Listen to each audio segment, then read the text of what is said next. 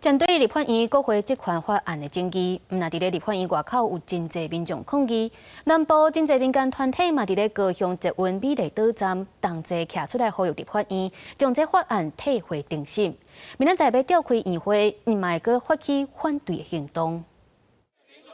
国会滥权，国会滥权。民间团体化口号反对立法院通过国会这款法案。5月27日报，高雄美丽岛站外口汇集南部数十个公民团体，呼吁甲国会这款法案退回去定审。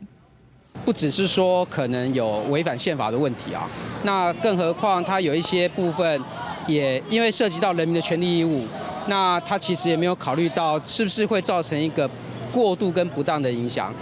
反律法案毋是真正要改革，只是想要保护民进党。民团对法案当中表示，国会要惊明确性提出疑虑，嘛质疑法案无经过实质审查的立法程序。参与的环保团体更加烦恼，华东快速公路建设特别条例草案顶3案无经过相关评估。变相的立法的手法来去逼迫行政部门，好像去把这些制度都架空，因为已经立法说要盖了，那我们就不用管它有什么环境影响，不用管它对在地居民的影响，大家到底需不需要？国会这款法案的争议继续扩大，支持修法的人认为讲，南部唔那这种声音，国会听证权甲调查权拢是民进党过去捌提出的方案，即马说扭曲法案的内容，根本是藐视台湾人。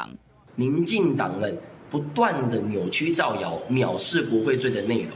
根本就忘记了官员本来就不应该在国会说谎啊！如此的没有是非，根本就是在藐视台湾人。反对支持一边一片里，除了民团接续5月24日高雄大路过顶反对的民众，5月28日搁再举行声援行动，呼吁民众继续关心立法院甲法案相关动态。记者高雄报道。